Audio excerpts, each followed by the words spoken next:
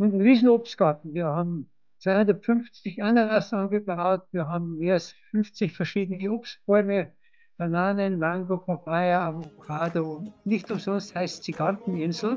Ist mit das Fruchtbarste, was man, ich glaube, auf dem ganzen Planeten finden kann. Ich habe das im Vergleich zu Nicaragua gesehen. Also hier bricht man Ast ab von einem Baum, steckt in den Boden und der wächst einfach so an.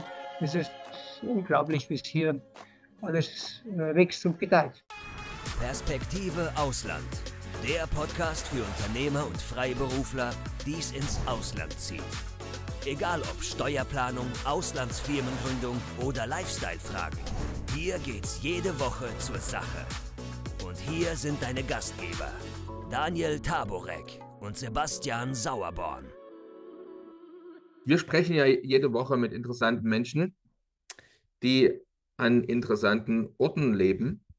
Und heute sprechen wir über eine berühmte Inselgruppe im Pazifik, über die man einiges Interessantes in Erfahrung bringen kann. Darüber wollen wir heute auch noch sprechen. Zum Beispiel sagt man, man findet dort das zweitgrößte Korallenriff der Welt. Es soll das erste Land der Welt gewesen sein, das übrigens seinen Bürgern kostenloses WLAN bereitgestellt hat. Man weiß auch, einige Prominente, wie zum Beispiel Tom Cruise, Nicole Kidman, Oprah Winfrey, lieben diesen Teil der Erde und kommen da gerne hin.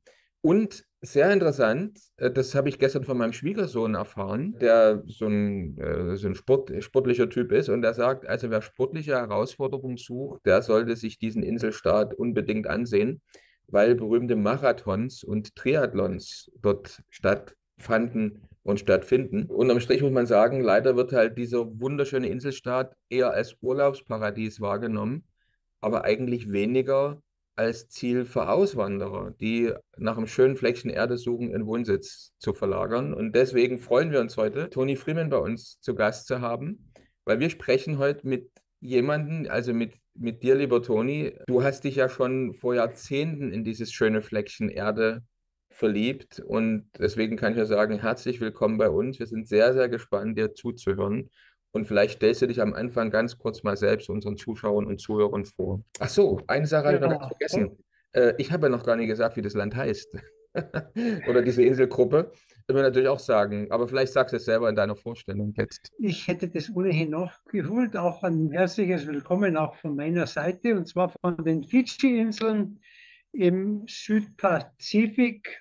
In der Regel bekannt als die Paradiesinseln oder die Trauminseln, der Wunsch eines jeden Weltenbummlers, einfach einmal hier zu sein. Diese wunderbare Inselwelt, auch Unterwasserwelt und die einzigartige Natur und die exotische Pflanzenwelt zu entdecken, kennenzulernen. Aber meistens bleibt es bei der Mehrzahl der Besucher bleibt es einfach bei einem Urlaub hier auf Fidschi. Bei dir ist es ja nicht so gewesen, Toni. Das heißt, du warst ja mehrmals auf der Insel, oder? Bist immer wieder Äh, mal, dich hat immer wieder dahin zurückgezogen. Also es ist so, ich habe in Australien gelebt 1969 und kam dann das erste Mal nach Fidschi 1974 und war eigentlich sofort angetan, einerseits von der Natur, aber vor allen Dingen von den Menschen hier. Diese Freundlichkeit, die Gastfreundschaft ist einzigartig. Ich erinnere mich noch an eine Begebenheit. Ich bin mit meiner Gitarre als Hitchhiker vom internationalen Flughafen zur Hauptstadt unterwegs gewesen. Bis mich jemand mitgenommen hat, kam dann ein Fidschianer und hat mich gebeten, ob er mit meiner Gitarre mal spielen dürfte. Und ich habe ihm dann die Gitarre in die Hand gedrückt und er hat fantastische Musik gemacht. Es ist ja ein besonderer, ja, kann man sagen, auch so hawaiianischer Musikstil. Er war dann so erfreut darüber, dass er mich eingeladen hat in seine Village, und dann musste seine eigene Frau musste das Bett räumen, dass ich einen Schlafplatz hatte, und ich war dann, es war am zweiten oder dritten Tag, als ich in Fidschi ankam, und ich war dann in dieser Village und war Gast in der Village bereits, und das waren einzigartige Erlebnisse. Das war 1974 im Juni, also ist jetzt fast 50 Jahre her, dass ich das erste Mal hier in Fidschi war. Wahnsinnig. Es wird jetzt sicherlich mal noch helfen, unseren Zuschauern und Zuhörern das nochmal ein bisschen geografisch besser einzuordnen. Also ich glaube, man kann sagen, die nächste größere Landmasse ist Neuseeland oder und Australien, aber auch die sind schon ungefähr 2000 Kilometer weit weg, oder, von Fidschi?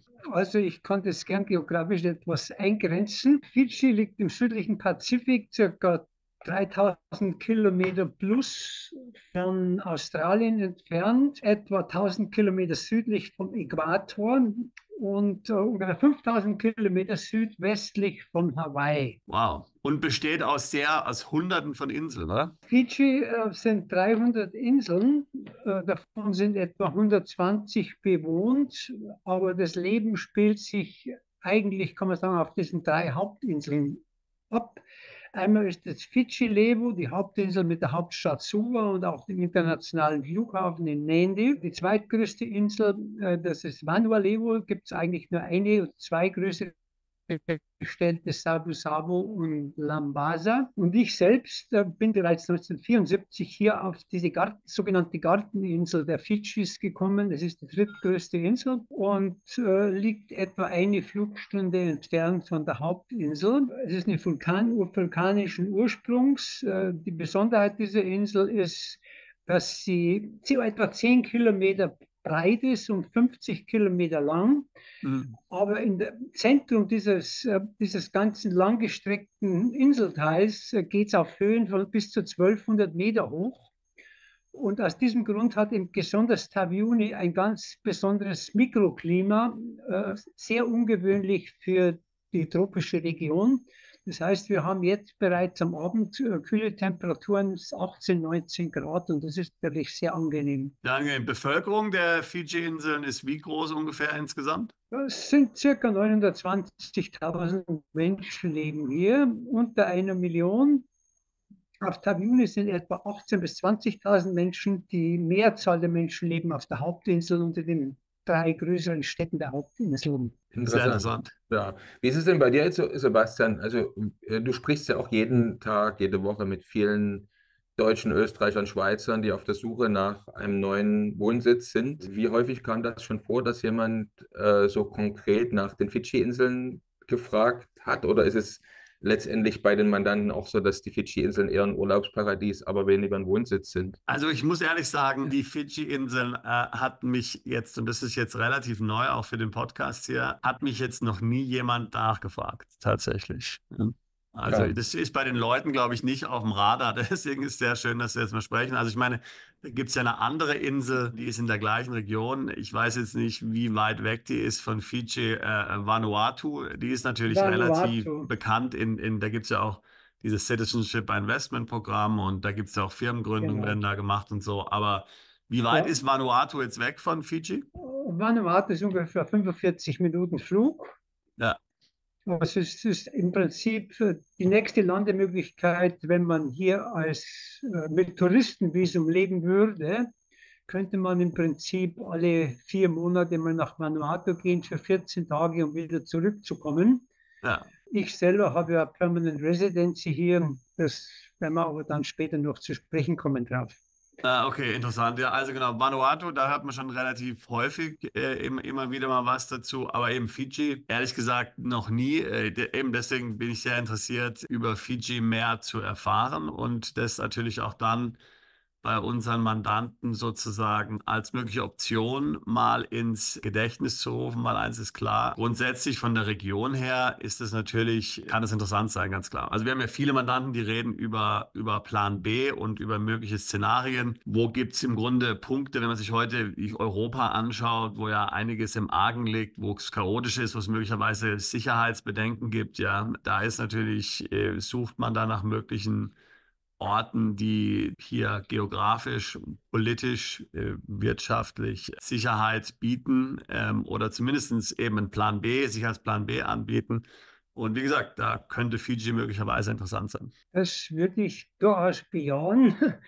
Man hat auch hochkarätige Leute hier. Larry Page, einer der Gründer von Google, hat sich hier auch niedergelassen. Es war auch der Eigentümer von Red Bull, der verstorben ist inzwischen, hat hier eine eigene Insel und hat das teuerste Resort der Welt angeblich. Inzwischen hat es die Hände gewechselt. Also es ist bei den einkommensstarken Persönlichkeiten dieser Welt. Da ist Fidschi bereits viele, viele Jahre auf dem Radar.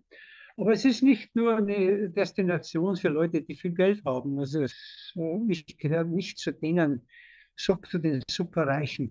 Ich habe auch gelesen, Toni, dass die Lebenshaltungskosten auf den Fidschi-Inseln gar nicht so hoch sind. Also irgendwo habe ich jetzt im Internet gelesen, dass jemand sagt, also für ein einfaches, aber doch komfortables Leben käme man mit 1.500 $ im Monat hin, wobei ich da nie ganz genau weiß, sind das jetzt Fidschi-Dollars oder US-Dollars. Aber kannst du das bestätigen, dass die Lebenskosten jetzt auf den Fidschi-Inseln eher moderat sind? Also als Tourist sind die Kosten hoch. Wenn man hier lebt, dann ist es durchaus, würde ich sagen, ja, 50%, wenn nicht mehr, günstiger als in Europa und auch vergleichbar zu Australien und Neuseeland. Denn Fidschi ist eigentlich, was die Lebensmittel angeht, eigentlich unabhängig. Es wird alles im Land produziert. Ich sage bewusst Lebensmittel, nämlich lebendige Mittel zum Leben. Es ist eine fantastische Vegetation. Man hat ganzjährig frisches Obst, frisches Gemüse, weil einfach alles ganzjährig wächst. Und das macht natürlich das Leben wesentlich günstiger. Wenn man am Obststand in Deutschland ist, dann überlegt man sich, welches Obst man kauft und wie viel man mit nach Hause nimmt. Habe ich bei meinem letzten Besuch in Deutschland vor 2 Jahren feststellen können. Und dann schmeckt es natürlich auch noch nichts. Und ich gehe in der Früh am Golfplatz und nach dem Golfspiel ernte ich meine Papaya am Golfplatz und nehme sie mit nach Hause zum Frühstücken. Wahnsinn. Klingt interessant, ja. Und Fidschi hat ja, weil wir gerade noch beim Thema Geld sind, also ich glaube, Fidschi hat die schönsten Geldscheine der Welt, fast kann man fast sagen. Und ich habe mir mal ein paar so Geldscheine angeschaut. Ich glaube, es ist auch ein Sammlerobjekt, die Fidschi-Dollars, soweit ich das sehe. Und ich glaube, die erste Währung, die auch, ich weiß gar nicht, Pflanzen oder Tiere oder sowas, also irgendwie Flora und Fauna sozusagen auf dem Geldschein Richtig, jeweils abgedruckt hat. Ne? Und wunderschöne Geldscheine. Vielleicht blenden wir dann an der Stelle auch mal ein paar von den Fidschi-Dollar-Scheinen hier mit ein, weil also mir gefallen sie sehr gut. Ich kann dir da ein paar Bilder schicken. Aber klasse. Fidschi hat eine Besonderheit, gibt es nirgendwo in der Welt. Fidschi hat eine 7-Dollar-Banknote. Und das hatte Bewandtnis, weil das Fidschi Rugby 7 Team hat vor 2 Jahren die Olympia-Goldmedaille in Japan, in Tokio, gewonnen. Und das war Anlass dazu, dass die Reserve Bank von Fidschi eine 7-Dollar-Note in Umlauf gebracht hat. Im Prinzip als Sammlerstück. Ich habe eine davon. Interessant. Wie ist denn das mit dem digitalen Payment? Also benutzt man eigentlich mehr Bargeld auf Fidschi oder wird schon extrem überall mit Kreditkarte, Handy-Apps oder der Smartwatch bezahlt? Wie ist das? Ja, es ist so, auf der Hauptinsel am Markt, also bei den lokalen Märkten, Gemüsemarkt, richtigen Markt, da zahlt man alles in Cash. Es sind viele, auch die jüngere Generation, die haben M-Pesa, das ist ein Zahlungsservice, der von Vodafone angeboten wird. Es gibt was Vergleichbares auch vom zweiten Telefonanbieter von Digicel. Setzt sich aber nicht wirklich so durch.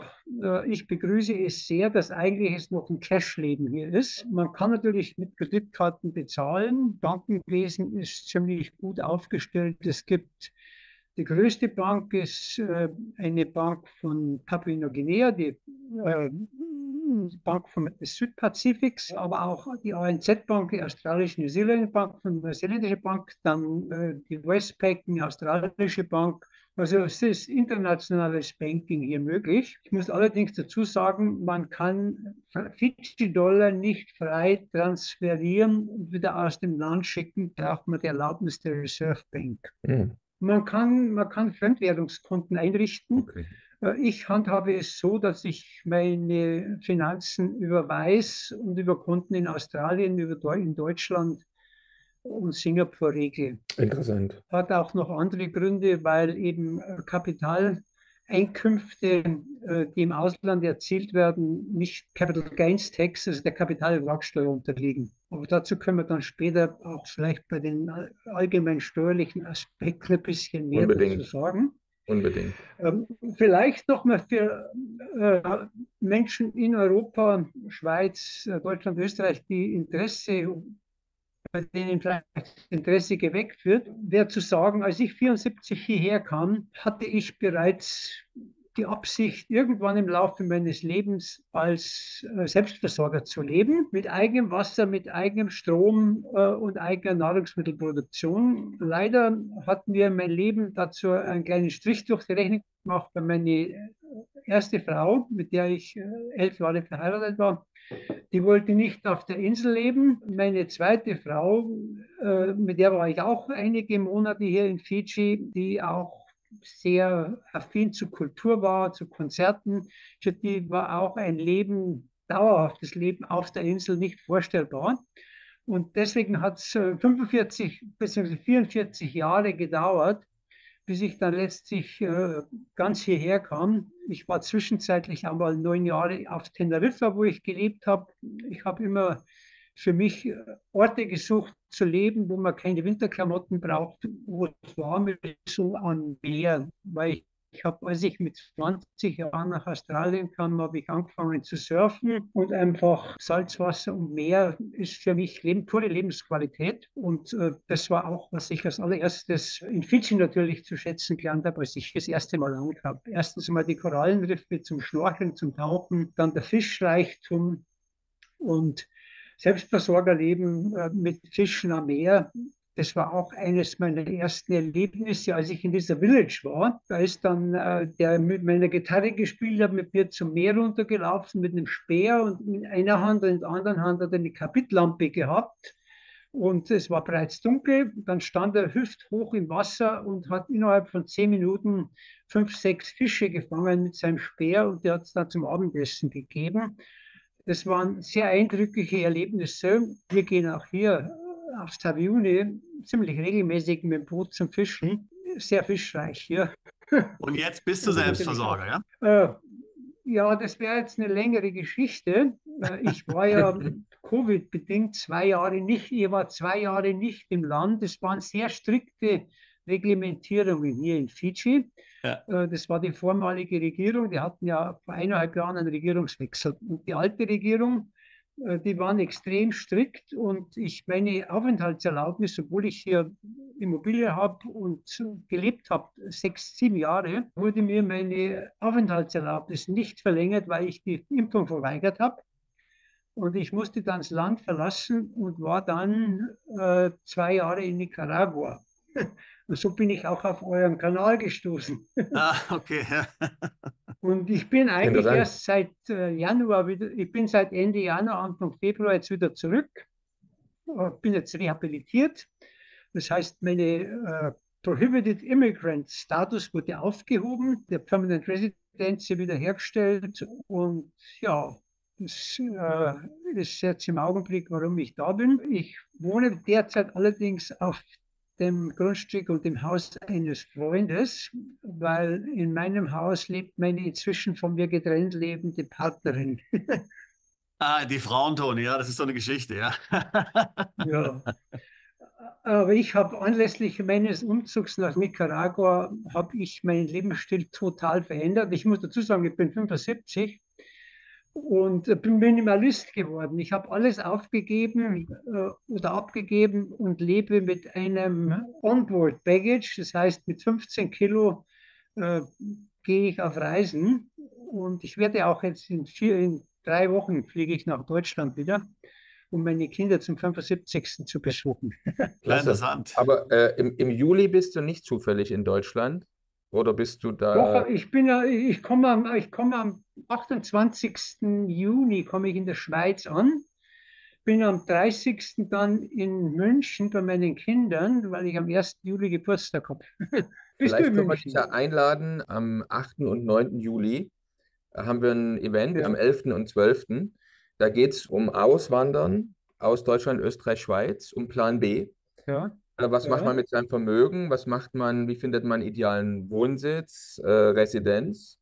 Und vielleicht können wir dich einladen, dass du da auch was mit erzählen kannst, live für die Anwesenden. Aber da können wir dann im Nachgang nochmal drüber sprechen. Aber schön, das wäre super, ja, genau, das wäre super, ja. 8. und 9. Wo findet es in Zürich. statt? In Zürich. In Zürich? Mhm. ja, das ist machbar. Das könnte ich so verbinden, dass ich da in Zürich dann Aufschläge baue, wenn ihr das Ja, das möchtet. wäre super, ja. Also Klingt da, sehr also interessant, auch wenn ja. du nur ein paar Stunden Zeit hast oder so. Ich meine, also das wäre auf jeden Fall interessant, ja. Also was die Leute ja gerne hören, ist ja so ein Erfahrungsbericht, ja. Das heißt, die Sachen, die du jetzt erzählst, sind ja unheimlich faszinierend für jeden, ja.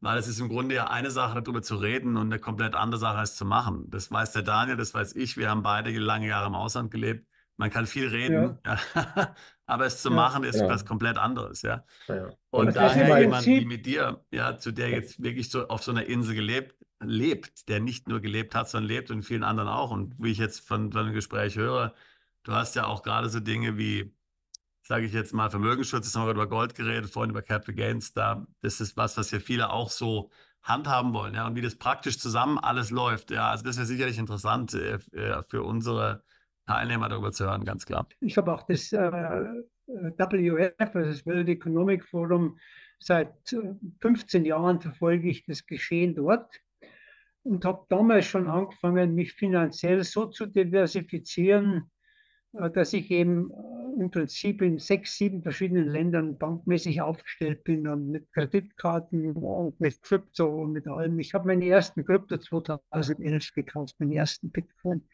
Was hast denn du, Toni, wenn ich fragen darf, für einen beruflichen Hintergrund? Also wie hast denn du dein Vermögen aufgebaut? Hast du mal ein Unternehmen verkauft oder wie ist das dazu Also gekommen? ja, ich war, das ist eine ganz andere Geschichte. Ich wurde mit 10 Jahren halbweise, ist mein Vater gestorben. Es war mein erster Kontakt mit dem Thema Tod. Ich habe dann mit 15, 16 Motorradrennen angefangen und mit 18 Jahren sind meine 3 besten Freunde tödlich verunglückt gewesen. Oh nee, Es war oh praktisch nein. mit 18 Jahren schon 4-mal das Thema Tod. Und als ich 19 war, wurde mir gesagt, dass ich noch 2, 3 Jahre leben werde wegen Nierenversagen. Und das war für mich der Anlass. Ich hatte meine berufliche Ausbildung, ich bin Speditions- und Exportkaufmann. Das habe ich abgeschlossen gehabt damals. Und dann habe ich mir gedacht, was muss ich für Karriere gehen, wenn ich nur 2, 3 Jahre lebe? Und das war der Grund, warum ich nach Australien ging, Hm. mit 20 Jahren. Und in Australien hatte ich eine Begegnung mit einem Deutsch-Südafrikaner, der hat eben gesehen, wie ich lebe. Und dann hat er gesagt, so wie du lebst, wirst du nicht alt. Er hat aber nichts von meiner Krankheit gewusst. Und dann sagte ich ihm, ja, wie meinst du das? Und dann hat er mir gesagt, gib mir ein Buch. Und das Buch habe ich gelesen. Und kurioserweise hatte der Autor dieses Buches, ein Deutscher, der heißt Arnold Ehret, der hatte dieselbe Krankheit wie ich. Und der hat sich selbst geheilt. Und ich habe alles genauso gemacht wie er. Und innerhalb von 6 Monaten waren meine Nierenwerte völlig normal. Das hat dazu geführt, dass ich überhaupt kein Vertrauen mehr in die Medizin hatte, einerseits. Andererseits war mein Interesse an natürlicher Heilung und an Ernährungsweise geweckt. Und so kam ich dann letztlich zu meinem eigentlichen Beruf. Ich habe dann in Deutschland eine Heilpraktiker-Ausbildung gemacht und hatte in München einige Jahrzehnte in der Naturheilpraxis. Hm. sehr interessant. Tolles Thema. Sehr interessant. Ja, du, also sehr interessant. Also da bist du ganz schön rumgekommen in der Welt, hast du in mehreren Ländern schon gelebt. Also auch das ist spannend und interessant für uns. Also nachdem du in Australien gewesen bist, du hast Nicaragua gesehen, Deutschland natürlich sowieso, aber hat dich Fidschi immer wieder die Fidschi-Inseln in den Bann gezogen. Jetzt ist es ja so, wie wir eingangs schon gesagt haben, viele haben ja die Fidschi-Inseln gar nicht so im Radar als möglichen Wohnsitz, sondern eher mal da in Urlaub hinzufahren. Ist es denn jetzt, vielleicht können wir darüber mal sprechen, wie einfach ist es denn, wenn ich jetzt sage, ich möchte jetzt gerne in Fidschi wohnen? Also es gibt ja sowohl die digitalen Nomaden, die sagen, ich will mal ein Jahr kommen, zum Beispiel. Ich gucke mir das erstmal an und dann gucke ich mir mal so mehrere Länder an, bis ich mich entscheide.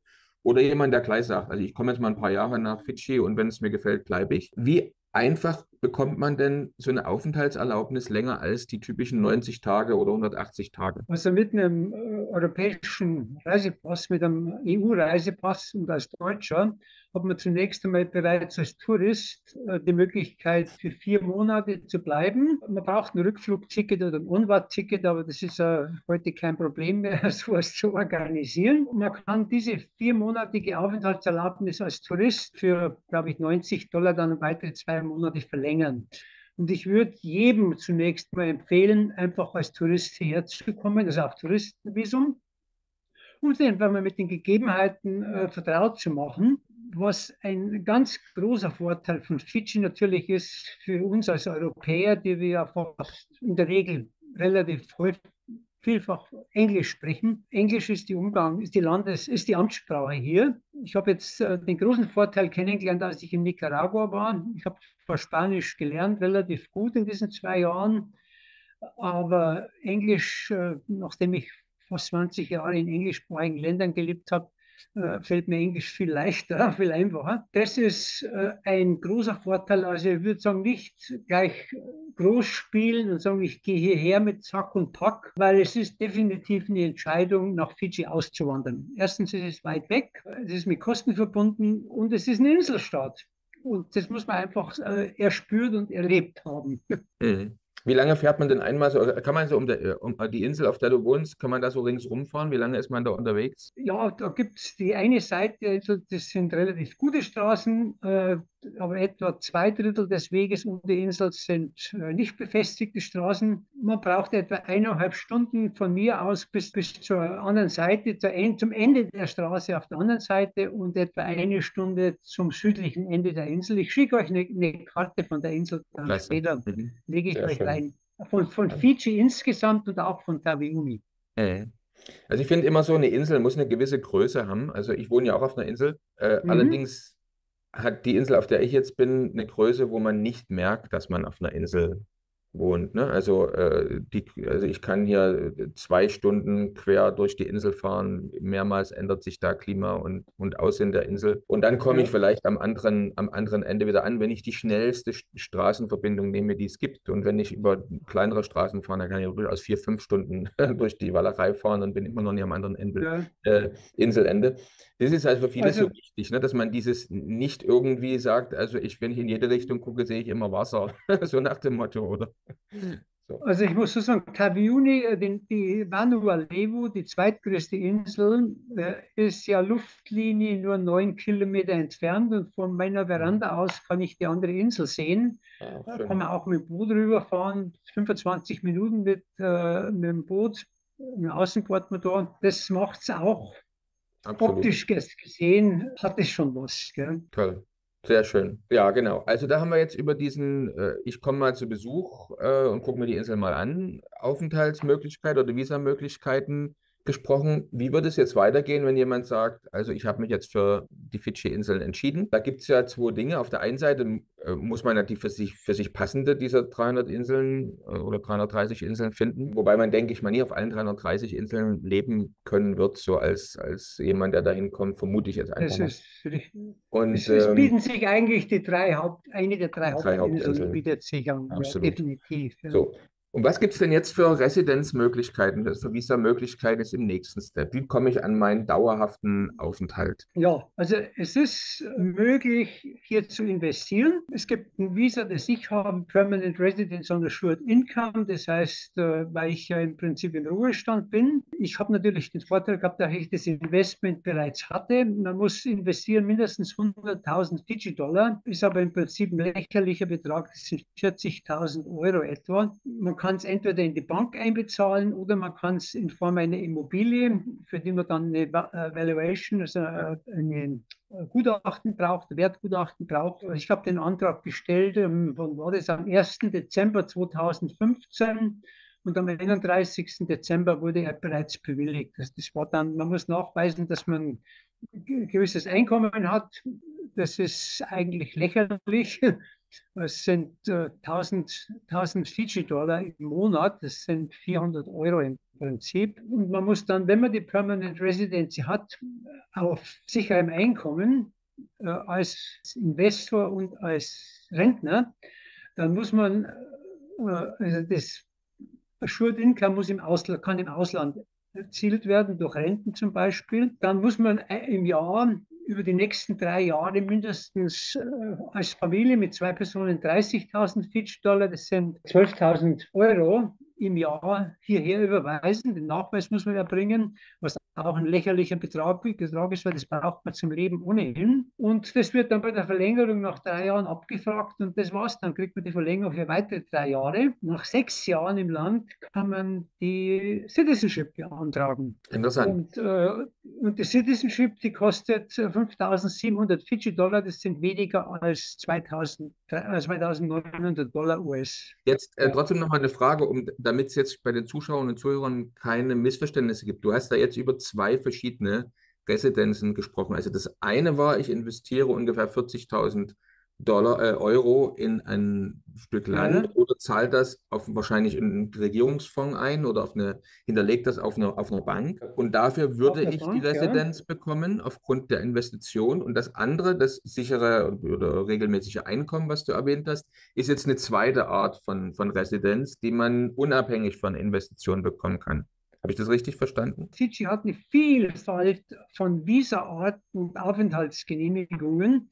Für mich war die Permanent Residence on Assured Income die passende. Da müsste man einfach von Fall zu Fall schauen. Erstens einmal, ob jemand in eine Beschäftigung hier gehen will, wenn er irgendeinen speziellen Beruf hat, wenn er zum Beispiel Pilot wäre oder auch Experten, sage ich immer, wenn lokaler Bedarf ist und jemand einen Arbeitgeber findet, während seines Testaufenthalts, während der 6 Monate, und eine Stelle besteht, die von einem Fidschianer nicht besetzt werden kann, dann gibt es durchaus auch Chancen und Möglichkeiten, ich sage jetzt mal, für 1 Jahr eine Arbeitsaufenthaltserlaubnis zu bekommen. Für die muss man meines Wissens nicht mehr Einkommensteuer hier bezahlen. Das ist so eine befristete, kurze, einjährige oder halbjährige Arbeitserlaubnis für 1 Jahr oder weniger. Es gibt auch Arbeitserlaubnisbewilligungen, zum Beispiel im Bildungswesen, wenn jemand die entsprechenden Qualifikationen hat. Deswegen eben auch der Tipp, einfach hierher kommen und schauen und dann sieht man ja, was Bedarf ist. Es gibt wobei ich da kein unbedingt ein Freund bin von NGOs, aber es gibt auch viele NGOs, die möglicherweise irgendwelche Ausländer brauchen können. Die Antragstellung ist in der Regel relativ unkompliziert. Man kann hier auch als Freelancer arbeiten, wohnen und arbeiten. Die Möglichkeiten gibt es. Da gibt es im Übrigen auch eine Webseite, Freelancer Fiji, glaube ich, heißt die. Es gibt auch auf LinkedIn gibt's auch einen Freelancer-Jobs in Fiji, also digitale Nomaden. Ich habe es nicht gefunden auf der Immigration-Seite, habe allerdings gelesen, dass es ein spezielles Digital Nomad Visa auch geben soll, was aber ohnehin mit 4 Monate bzw. 6 Monate Visa als Tourist kein Thema ist. Auf der Hauptinsel sehr gutes Internet. Ich bin erstaunt, im Moment ist es auch hier ziemlich stabil, wie mir scheint. Toll, also wenn wir da einfach mal einen Haken an das Thema Residenz jetzt machen, wir blenden dann die Webseiten noch mit ein, die du auch genannt hast. Also es scheint keine großen Hindernisse zu geben. Wenn jemand auf Fidschi leben will, findet er für sich das passende Residenzprogramm. Ich möchte nur 2, 3 Dinge anmerken, die interessant sind. Wenn man ein Bankkonto hier eröffnet, muss man automatisch ich glaube sogar auch für die Immigration muss man automatisch die Steuernummer geben. Also ich bin Steuerresident in Fiji. Ich habe eine Steuerresidenz hier. Es gibt aber kein EU-Doppelbesteuerungsabkommen, was jetzt für Online-Worker durchaus interessant ist. Es gibt keine Sozialversicherungsabgaben. Krankenkassen werden angeboten, sind lächerlich im Vergleich zu Deutschland, sind umgerechnet 120 Euro im Monat. Relativ gute Versicherung mit niedriger Selbstbeteiligung. Ich habe mir eine Brücke über 4 Zähne machen lassen, die hat umgerechnet 280 Euro gekostet. Und gute Qualität. Also, kann man sagen, wer sich mal die Zähne machen lassen will, der wandert doch einfach mal von Jahr nach Fidschi aus, sozusagen. Ich würde Nicaragua empfehlen. Nicaragua, okay. Ja, Nicaragua, da haben wir schon mal einen Podcast gemacht, durchaus. Da haben wir schon gesehen, dass das auch sehr, sehr preiswert ist, auf alle Fälle. Generell ist es ja nicht ausreichend, einfach nur eine niedrige oder das Angebot einer niedrigen Krankenversicherung zu haben. Es muss ja auch die entsprechenden Ärzte geben und Krankenhäuser, wo ich sage, da würde ich da auch hingehen. Wie würdest du das bezeichnen? Also wie gut sind denn die Ärzte und Krankenhäuser, die medizinische Versorgung, die Apotheken oder es gibt ja Länder, da findet man den besten Arzt in der Apotheke, aber nicht im Krankenhaus. Also die Frage ist, wie ist das auf den Fidschi-Inseln? Also es ist so, Taveuni selbst hat auch ein Krankenhaus, ungefähr 10 Kilometer von hier entfernt. Mein Freund hatte eine Covid-Impfungsfolge, der war mehr tot als lebendig. Die haben den wieder das Leben gerettet in diesem Krankenhaus. Ich war total erstaunt, wie schnell die Diagnose funktioniert hat. Es hat mich höchst beeindruckt. Er war dann 4 Wochen auf der Intensivstation. Der hat einen Leberabszess bekommen von der Impfung.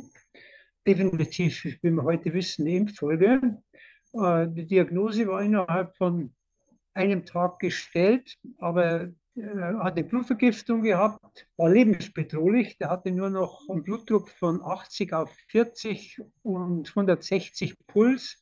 Oh, nee. Und ich habe ihn zufällig entdeckt, wie er da lag. Und ich habe ihn sofort natürlich ins Krankenhaus geschafft. Und sie haben aber innerhalb von 2 Tagen war er stabilisiert, sodass er dann ins Hauptkrankenhaus kam. Und das hat mir eigentlich bestätigt, dass die schon gut drauf sind im Krankenhaus hier.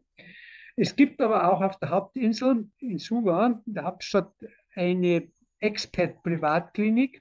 Sind natürlich die Kosten etwas höher. Die Expats fliegen in der Regel für wichtigere oder größere, da gibt es auch ein MRT und CT, da sind super ausgestattet, die machen alles dort, also auch ambulant, aber auch Stationärbehandlungen. Also die Versorgung ist gut.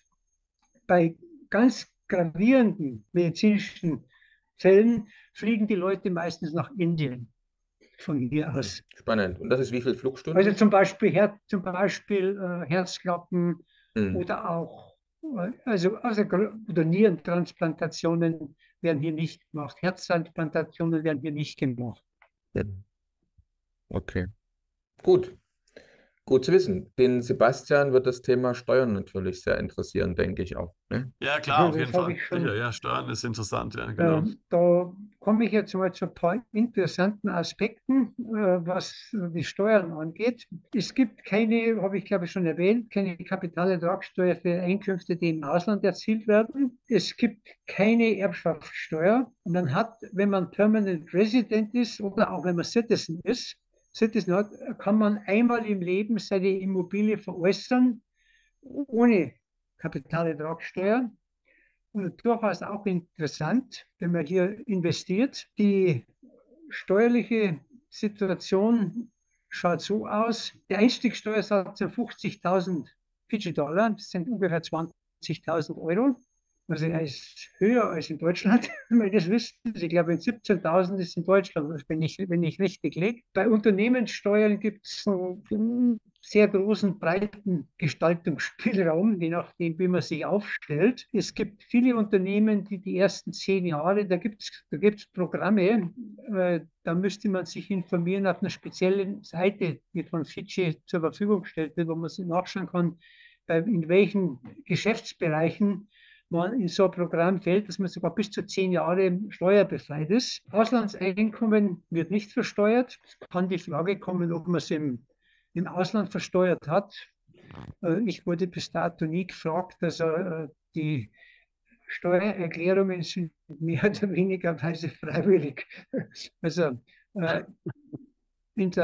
Geld, das man in der Bank hat und Erträge, die man in der Bank, in der lokalen Bank hat, die zahlen auch noch Zinsen auf die Einlagen in der Bank. Und da werden automatisch 10% abgeführt ans Finanzamt, also an die Steuerbehörde. Fidschi erlaubt einseitige Befreiung von der Doppelbesteuerung auf Einkünfte aus anderen Ländern, die nicht dem Abkommen angehören. Und Fidschi hat eben kein Doppelbesteuerungsabkommen mit EU-Ländern, sofern die Einkünfte im anderen Land steuerpflichtig waren. Aber das ist natürlich eine Frage der Ehrlichkeit. Hart drauf zu kommen, schwierig. Also das kommt sehr entgegen. Ja. Interessant. Wie effizient ist die Steuerverwaltung da? Also, oder wie viel Aufwand machen die oder wie sage ich mal, locker sind die? Wie würdest du das beschreiben? Also wenn man ein Geschäft hier hat, haben sie alle Registrierkassen. Die Geschäfte müssen, ich glaube, sogar wöchentlich ihre Mehrwertsteuer abführen. Das wird ziemlich strikt gehandhabt, aber Kleinunternehmer, also die Leute, die im Markt arbeiten, die Marktstände haben, das sind im Prinzip alle steuerfrei. Also für mich als Expert war es eh nie ein Thema, weil ich habe keine Einkünfte in Fidschi direkt erzielt. Darum habe ich mich nicht so sehr gekümmert. Einkommensteuer auf zu versteuernde Einkommen wird erhoben. Steuerpflichtig ist man aufs Einkommen als Präsident daher ab 50.000 Euro. Und wenn sie übersteigt, dann ist die Einkommensteuer für die ersten 50.000 Euro 3.600 Fidschi-Dollar. Das ist 1.500 Euro. Was dann über 50.000 Euro, ab 50.000 Fidschi-Dollar Einkommen sind 3.600 Fidschi-Dollar plus 20% über das, was drüber liegt. Praktisch eine Pauschalbesteuerung, wenn man so will. Ja, interessant. Also sehr, sehr einfaches Gefüge. Muss es auch sein, weil in Mathematik sind sie nicht so gut, die Fidschianer. Ja, sie haben andere Qualitäten, ne? Da hast du ja auch schon drüber gesprochen. Genau, ja. Ich hab mal gelesen, da gibt es den Begriff Fidschi-Zeit. Das heißt, Fidschi-Zeit, ja, aber du lachst gerade, oder? Also, Fidschi-Zeit. Interessant ist ja immer, wir haben jetzt über Steuern gesprochen, okay, ich kann da also relativ einfach eine Residenz bekommen. Aber das Leben macht es ja auch. Also, wenn wir zum Beispiel in Griechenland gibt es eine Insel, Ikaria, da werden die Menschen in ganz Europa oder im ganzen europäischen Bereich am ältesten. Und die haben Ikaria-Zeit. Sagen wir so. Ja. Das muss daran liegen, dass sie eine andere Auffassung zur Zeit haben. So, wie ist denn das in Fidschi? Warum gibt es den Begriff Fidschi-Zeit? Also, hanging loose ist ein ganz normaler Zustand. Das heißt Gelassenheit, Entspannung und diese Ruhe, die überträgt sich auch im Hinblick auf Pünktlichkeit und auf das, was Fidschi-Zeit ist. Wenn wir jetzt nach Fidschi-Zeit gestartet hätten, dann hätte das Ganze wahrscheinlich eine halbe Stunde später langsam begonnen. Da hätten wir zunächst mal ja, über alles Mögliche geredet, nur nicht über das eigentliche Thema. Und Fidschi-Zeit kann auch bedeuten, dass man überhaupt nicht kommt, dass einfach irgendwas anderes dazwischen gekommen ist. Da wird auch dann nicht später darüber diskutiert. Wir haben mit unseren Golfplatzarbeitern ganz ein hartes Ding am Laufen gehabt, bis wir die zur Pünktlichkeit erzogen haben. Wir haben die Leute aus der Village vor Ort vorher gehabt, die die ganzen Mehrarbeiten gemacht haben. Inzwischen zahlen wir denen den Transport für 4 Leute, die kommen 2-3 Mal in der Woche. Wir zahlen den Transport, aber die kommen von 10 Kilometer entfernt. Und damit haben wir die Gewähr, dass sie alle 4 zur gleichen Zeit ankommen. Allerdings plus minus 15 Minuten bis 30 Minuten, das kann man nie sagen. Weil im Taxi auch vielleicht nicht pünktlich ist. Nach Fidschi-Zeit kommt, genau.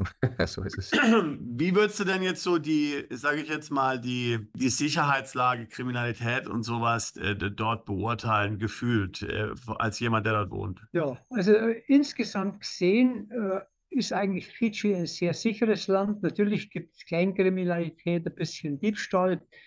Hier spricht man, die Einheimischen sagen, can you borrow me? Aber borrow me heißt eigentlich, can you give me? Wenn irgendwas im Garten rumsteht, auch von den eigenen Arbeitern, dann wird mal ein Spaten mitgenommen, weil er ihn braucht auf seiner eigenen Farm. Und den vergisst er einfach dann zurückzubringen. Wenn man anspricht und man hat Glück, dann bringt er wieder zurück. Es ist so, die sehen natürlich bei Expats, was wir alles haben. Und da kommt aber kein Neid auf. Die sagen einfach, ja, das ist jetzt kein großer Schaden und ich leihe mir das aus, aber vielleicht vergesse ich es. Aber die sehen das nicht als Klauen. Natürlich gibt es auch Diebstahl in der Stadt, in Suva. Ein großes Problem auf der Hauptinsel sind inzwischen Drogen.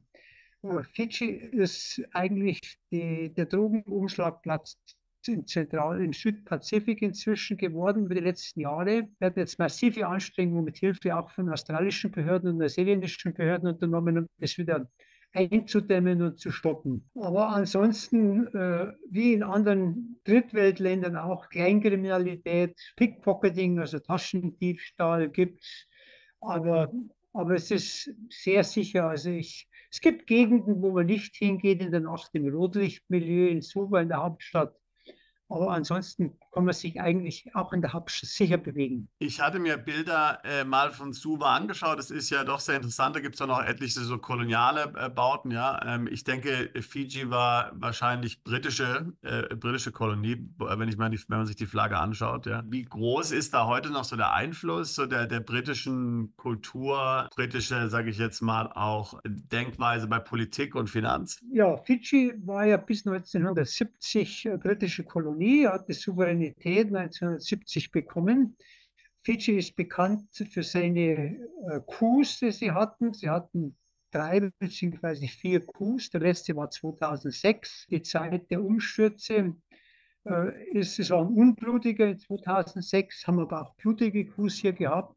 Es ist eine junge Demokratie, eine Republik, aufbauend eigentlich auf englischem Gesetz, hat sein Für und hat sein Wider. Es ist für uns unsere Gesetzgebung ein bisschen unterschiedlich natürlich zu dem, was wir in Deutschland oder im EU-Raum gewöhnt sind. Der große Vorteil aus der Kolonialzeit ist natürlich die englische Sprache. Ein großer Vorteil auch hinsichtlich des Grundbesitzrechtes ist sehr interessant. Es gibt 3 verschiedene Arten von Landbesitz. Es gibt sogenanntes Native Land.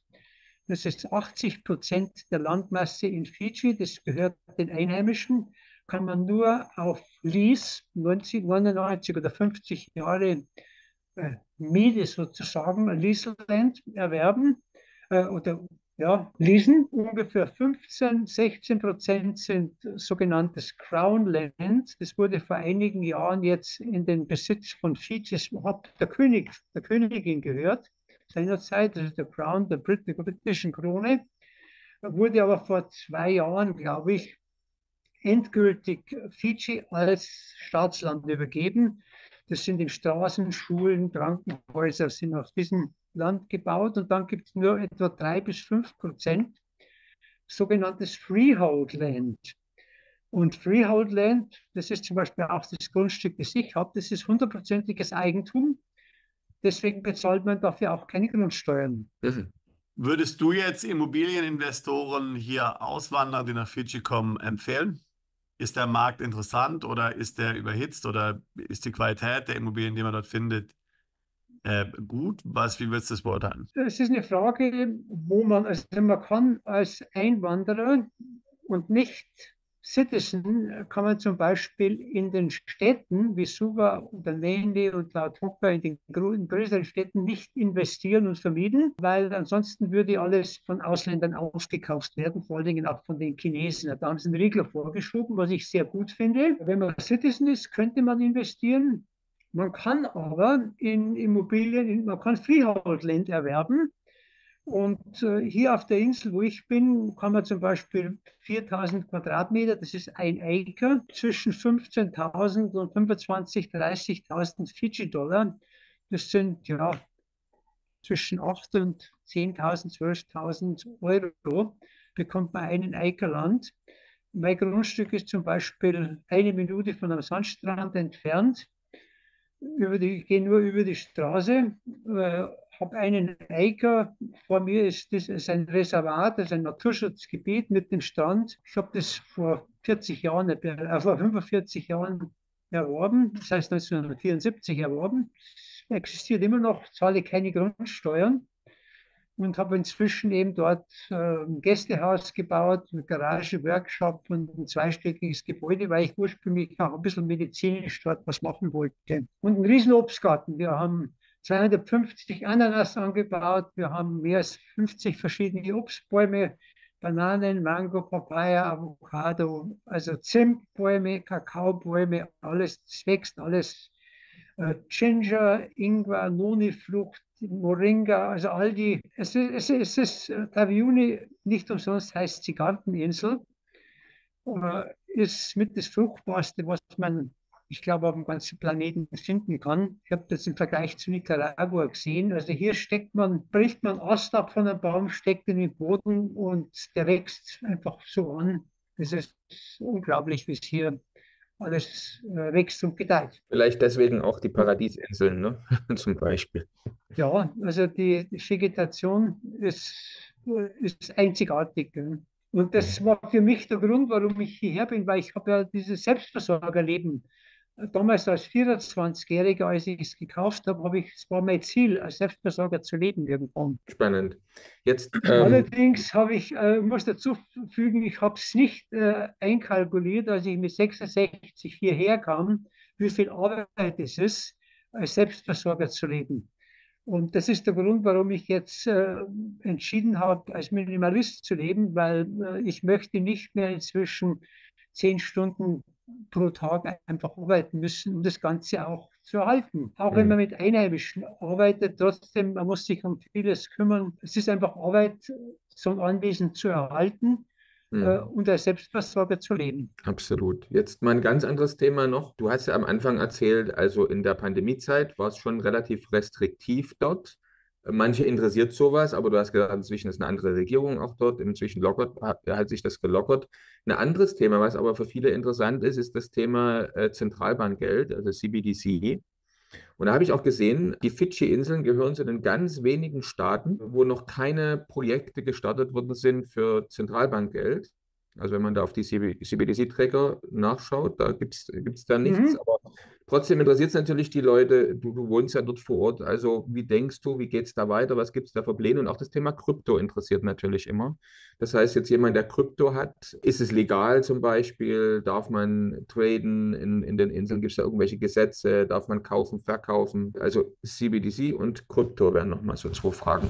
Es gibt noch keine Reglementierung in Fidschi. Es gab vor etwa einer Woche eine Empfehlung von Seiten der Regierung, dass die Leute gewarnt wurden vor Krypto. Das hat aber damit zu tun, dass es mit unter Verwendung von Kryptowährungen Betrügereien hier gab. Da gab es schlaue, findige Leute, die haben die haben praktisch Pyramidensysteme aufgebaut unter Verwendung von Kryptos und dadurch kam Krypto in Misskredit. Es gab allerdings auch, als die neue Regierung ins Office kam vor 1,5 Jahren, gab es Gespräche mit der Regierung von Tonga. Tonga, die sind ja auch auf Krypto eingestellt, also positiv auf Krypto eingestellt. Und der Prime Minister hier, Rambuka, hat damals gesagt, ja, er möchte das in Erwägung ziehen, aber momentan ist Krypto vom Tisch hier. Es gibt aber keine Gesetzgebung, dass es verboten wäre. Nur die Banken dürften nicht an Krypto-Exchanges, weder mit Kreditkarten noch von Bankkonten dürfte kein Geld aus Fidschi rausgehen. Kann man aber als Expert natürlich anders regeln. Das ist der Status. Ich muss allerdings sagen, also auf den Kryptobörsen oder mit den Krypto-Wallets und Finanzdienstleistern, mit denen ich zusammenarbeite, ich kann den Namen jetzt einmal nennen, ich bin bei Kinesis Money, das ist einer der ganz hervorragenden Gold- und Silber-Digitalisierungsanbieter, Digital Currency Gold, Silber, aber 100% hinterlegt, man kann es auch abholen, wenn man es möchte. Kann man sich mit Fidschi Residency anmelden bei der Plattform, was positiv ist. Auch Nexo kann man mit Sitz in Fidschi machen. Wise geht nicht, aber ich habe eine Postadresse in Australien von meiner Zeit, als ich in Australien war. Und ich habe das Bankkonto in Australien, dann kann ich mit Wise arbeiten. Also Möglichkeiten gibt es genügend. Als digitaler Nomade oder auch als in heutiger Zeit mit Online-Banking. Ich habe auch ein Konto in Singapur. Also man muss sich halt frühzeitig entsprechend aufstellen, bevor man sich entscheidet, hierher zu gehen. Aber wie gesagt, ich habe 12 Jahre arbeite ich an meiner Diversifizierung, weil ich einfach vor 12 Jahren schon gesehen habe, wohin der Zug geht. Gell? Das war ja erkennbar. Seit 2008, spätestens seit 2008. Okay, gut zu wissen. Gut zu hören auf alle Fälle. Ja, aber. Sebastian, hast du noch eine spezielle Frage?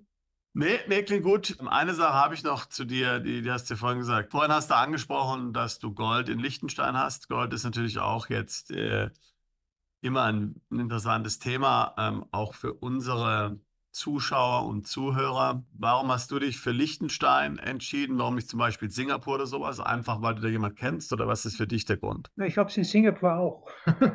Ah, genau, also geografisch Ich, gut diversifiziert bist du auf jeden Fall. Das ist ja auch das, was wir immer ich sagen, habe allen Mandanten. Genau, ja. Ja, ich war Cayman Island, habe ich mit Gold, in Singapur, in Liechtenstein und jetzt eben stelle ich um auf Digitalisierung, weil bei Kinesis Money gibt es auch eine Kreditkarte, sodass ich eben auch, wenn ich auf Reisen bin, Zugang habe zu Geld.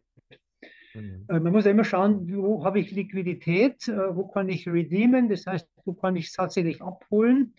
Liechtenstein, also ich kann sagen, wo ich bin. Ich bin bei Rheingold. Bei Rheingold konnte ich das Konto eröffnen mit Wohnsitz in Fidschi, war mir wichtig, dass ich auf der sauberen Seite bin. Und bei Rheingold habe ich die Möglichkeit, Auszahlungen in Schweizer Franken, US-Dollar oder Euro zu machen. Ja. Sehr gut. Ja, also man sieht schon, du hast dich wirklich intensiv mit all dem auseinandergesetzt, was du Ja. da so gemacht hast, ne? Ja. Übrigens auch zu diesem Thema werden wir natürlich Experten bei unserem Event in Zürich dabei haben und die auch mehrere Seiten beleuchten, also Vor- und Nachteile Gold Ja, in Liechtenstein, Vor- und Nachteile Gold zum Beispiel in Singapur oder tokenisiertes Gold und so weiter und so fort. Also das wird auch ein ganz wichtiges Thema sein. Und es ist auch ganz, ganz wichtig, dass man es eben so macht, wie du das auch gemacht hast, ne? Dass man sich wirklich damit auseinandersetzt und sieht, welche Möglichkeiten gibt es und wie komme ich letztendlich wieder an mein Geld, wenn ich es dann wieder flüssig machen will. ja, also man braucht im Prinzip Liquidität in der Tasche, immer einen bestimmten Betrag, sage ich jetzt mal, für 6, 8 Wochen, um zu überleben. Man braucht physisch etwas Silber, etwas Gold, wenn man auf Reisen ist, so viel man halt mitnehmen darf, dass man in der Freigrenze bleibt. Und ich sage digital, Krypto und digital Gold, Silber und eben entsprechende Kreditkarten oder Debitkarten Absolut. aus verschiedenen Banken und auch in verschiedenen Jurisdiktionen. Ja. Absolut, genau. Sehr schön, Toni. Also, es war schön mit dir zu sprechen. Wenn denn jetzt jemand das Video mit uns angeschaut hat und noch weitere Fragen hat, wie darf er denn mit dir in Kontakt treten oder Fragen an dich loswerden? Also ich würde sagen, am besten ist per E-Mail. Zuerst eine E-Mail schreiben und ein paar Sätze äußern, um was es geht.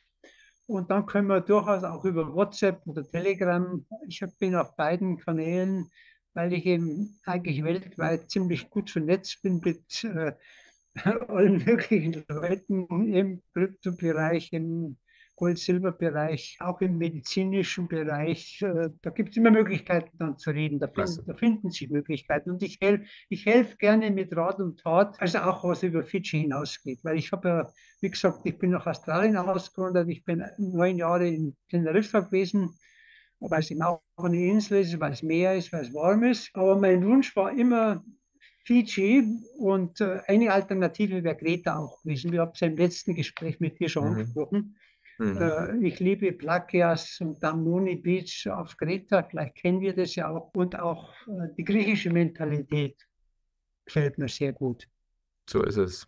Dann vielen herzlichen Dank für die Zeit, Toni. Wir sind Alles klar. gespannt, laden auch jeden ein, gerne Kommentare und Fragen zum Video hier bei YouTube zu hinterlassen. Und nochmal vielen herzlichen Dank, dir eine schöne Zeit. Und ja, vielleicht sieht man sich mal Genau. auf Fidschi. Und Alles ihr klar. schickt mir heute dann, ja, gerne. Bist du Unternehmer, Freiberufler oder Investor? Zieht es dich schon lange ins Ausland?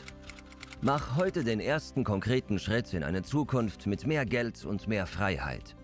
Buche ein Beratungsgespräch mit Sebastian und seinen Kollegen. Unsere Kanzlei unterstützt Mandanten wie dich dabei, deine Steuerlast legal zu reduzieren, Vermögen aufzubauen und zu schützen und deine persönliche Freiheit zu maximieren. Profitiere jetzt von unserem Fachwissen und unserem Netzwerk. Gehe zu mandatierung.com und werde Mandant unserer Kanzlei.